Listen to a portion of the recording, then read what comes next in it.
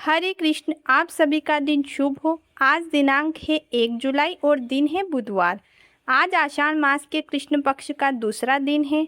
1 जुलाई को सुबह 7:38 तक प्रतिपदा तिथि रहेगी। उसके बाद द्वितीया तिथि लग जाएगी जो रहेगी 2 जुलाई सुबह 9:38 तक। उसके बाद तृतीया तिथि लग जाएगी। 1 जुलाई बुधवार को सूर्योदय होगा सुबह 5:48 पर और सूर्यास्त होगा शाम 7:12 पर। चंद्रोदय होगा रात 8:32 पर। ब्रह्मा मुहूर्त का समय सुबह 4:12 से लेकर 5 बजे तक रहेगा। प्रिय श्रोताओं, आज आषाढ़ मास की पूर्ण यात्रा का दूसरा दिन है और आज हम एक और कथा के माध्यम से भगवान श्री कृष्ण की भक्ति में डूबने को तैयार हैं। हर दिन की यह कथा न केवल हमें धर्म का बोध कराती है बल्कि हमारे मन के अंदर छुपी भक्ति और शांति को भी जागृत करती हैं। आज इस पावन कथा में हम प्रार्थना करते हैं उन ठाकुर जी से कि हे श्री हरि, हे श्री कृष्णा, जहाँ दुख है वहाँ सहारा बनो, जहाँ अंधेरा है वहाँ उजियाला बनो। हर घर में, हर मन में भक्ति का बीज बो दो जो युगों तक फलता रहे। तो आइए आज की कथा में प्रवेश करें, जीवन को थोड़ा और प्रभु के निकट ले जाएं। और अगर यह कथा आपके मन को छू ले तो वीडियो को लाइक करें और चैनल को सब्सक्राइब जरूर करें। ओम नमो भगवते वासुदेवाय नमः। ओम नमः शिवाय। अनेक ऋषि मुनि तीर्थों के महत्व पर विचार कर रहे थे। उनके मन में प्रश्न उठा कि ऐसा कौन सा उपाय है जिससे साधारण मनुष्य भी अपने पापों से मुक्त होकर भगवान की कृपा प्राप्त कर सके। ऐसा क्या तीर्थ है जहाँ जाने से मनुष्य पाप मुक्त हो जाए। तब सभी महर्षि ब्रह्मा जी की शरण में पहुँचे और हाथ जोड़कर बोले, हे ब्रह्मा, कलयुग के मनुष्य दुर्लभ हैं। वे बड़े बड़े यज्ञ और कठिन तप नहीं कर सकते। ऐसा कुछ उपाय बताएं कि मनुष्य तीर्थ के माध्यम से अपने पापों से मुक्ति ले सके। कृपा करके ऐसा सरल मार्ग बताइए जिससे वे पुण्य प्राप्त कर सके। भक्त वत्सल्य भगवान ब्रह्मा जी मुस्कुराए और बोले, हे मुनियों, आषाढ़ मास अत्यंत पवित्र है। इस मास में जो श्रद्धा, भक्ति और नियम पूर्वक भगवान विष्णु का स्मरण करता है वह शिव के लिए भी अत्यंत प्रिय हो जाता है। ब्रह्मा जी मुस्कुराए और बोले, मैं तुम्हें एक बार का प्रसंग सुनाता हूँ, ध्यान से सुनो। तब सभी ऋषि मुनि ब्रह्मा जी के चरणों में ध्यान से प्रसंग सुनने बैठ गए। एक समय राजा भागीरथ ने अपने पूर्वजों के उद्धार के लिए कठोर तपस्या की। उनकी तपस्या से प्रसन्न होकर ब्रह्मा प्रकट हुए। तभी भागीरथ ने ब्रह्मा से विनम्रता पूर्वक कहा, हे प्रभु, हे जगत के पालन करता, कृपा करके माँ गंगा को पृथ्वी पर भेजिए ताकि मेरे पूर्वजों का उद्धार हो सके और मेरे पूर्वज यात्रा करके गंगा माता में स्नान करके अपने लिए स्वर्ग में स्थान प्राप्त कर सके। यह सुन ब्रह्मा जी बोले, हे राजन, गंगा का वेग इतना प्रचंड है, वह इतनी ज़्यादा प्रचंड है कि पृथ्वी उसे सहन नहीं कर पाएगी।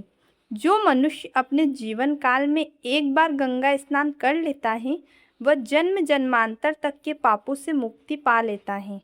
1 योजन से लेकर 10 योजन से आए हुए माप तक की मनुष्य भी अगर गंगा स्नान किए बिना मृत्यु को प्राप्त हो जाए तो वह भी मुक्ति का भागी है। तब भगीरथ जी ने कहा, हे प्रभु, यह बहुत उत्तम मार्ग रहेगा। अब आप बताएं कि गंगा माता को धरती पर कैसे लाया जाए। प्रभु, कोई तो मार्ग बताएं। तब ब्रह्मा जी ने कहा, गंगा जैसी विशाल धारा को बस एक ही देवता धारण कर सकते हैं और वह है भगवान शिव। केवल भगवान शिव ही उसके वेग को धारण कर सकते हैं। तब ब्रह्मा जी के कहने पर भगीरथ जी ने भगवान शिव की घोर तपस्या की। अनेक वर्षों तक भगवान शिव की तपस्या में लीन रहे। तब उनकी भक्ति से भगवान शिव प्रसन्न हो गए। अनेक वर्षों की तपस्या से प्रसन्न होकर महादेव प्रकट हुए और बोले, वत्स्य, मैं तुम्हारी इच्छा पूरी करूँगा, मांगो क्या मांगना चाहते हो। तब भागीरथ जी ने भगवान शिव से कहा, हे तीनों लोकों के महादेव, हे त्रिनेत्र, मैं गंगा माता को धरती पर चाहता हूँ। तब महादेव ने भागीरथ जी को वरदान दिया कि मैं गंगा को धारण करके तुम्हारी भक्ति स्वीकार करूँगा। जब माँ गंगा स्वर्ग से पृथ्वी की ओर उतरी तो उन्हें अपने वेग का बड़ा गर्व था। उन्होंने सोचा कि मैं अपने प्रबल प्रभाव से सब कुछ बहा दूंगी। यह अहंकार भगवान शिव समझ गए। जैसे ही गंगा वेद से नीचे उतरी, महादेव ने उन्हें अपनी विशाल जटाओं में समेट लिया। गंगा उन जटाओं में ही उलझकर रह गई और बाहर नहीं निकल सकी।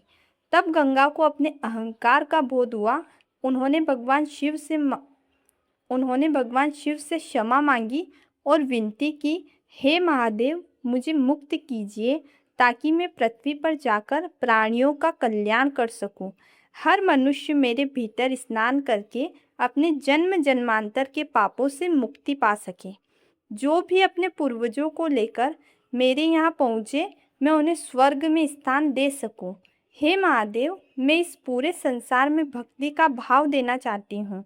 तब माँ गंगा से भगवान शिव प्रसन्न हुए। उन्होंने अपनी जटाओं से गंगा की एक धारा को धीरे धीरे पृथ्वी पर प्रवाहित किया। उसी धारा के पीछे पीछे राजा भगीरथ चले और अनंतः उनके पूर्वजों का उद्धार हुआ। इस कारण भगवान शिव गंगाधर कहलाए, अर्थात अपने मस्तक पर गंगा को धारण करने वाले। और अब जो भी मनुष्य इस आषाढ़ मास में गंगा स्नान करने जाता है, वह अपना स्थान स्वर्ग लोक में पा लेता है। हिंदू धर्म में आषाढ़ मास के दौरान गंगा स्नान और किसी पवित्र नदी में डुबकी लगाने का विशेष महत्व है। यह महीना आध्यात्मिक शुद्धि, दान, पुण्य और नई शुरुआत का प्रतीक माना जाता है। पुराणों के अनुसार गंगा में स्नान करने से तन, मन और आत्मा पवित्र होती है और जाने अनजाने में हुए पाप नष्ट हो जाते हैं। और कहा जाता है कि आषाढ़ मास की अमावस्या का विशेष फल होता है। आषाढ़ महीने की अमावस्या, जो कि स्नान दान के लिए बहुत शुभ मानी जाती है, के दिन गंगा स्नान करने से पितरों को शांति मिलती है और उनका आशीर्वाद प्राप्त होता है। इस पवित्र मास में गंगा स्नान के बाद गरीबों और ब्राह्मणों को अन्न, वस्त्र, छाता और जूते चप्पल दान करने का अनंत फल प्राप्त होता है। बहुत सारे व्यक्ति घर पर ही स्नान करते हैं। यदि आपके लिए गंगा नदी तक जाना संभव नहीं है, तो आप घर पर ही नहाने के पानी में थोड़ा सा गंगाजल मिलाकर स्नान कर सकते हैं और माँ गंगा का ध्यान करके पुण्य कमा सकते हैं। जो मनुष्य आषाढ़ मास में प्रातःकाल स्नान करके भगवान विष्णु और भगवान शिव का स्मरण करता है, उस पर गंगा जी की कृपा अवश्य होती है। यदि किसी कारणवश गंगा स्नान संभव न हो, तो भी सच्ची श्रद्धा से किया गया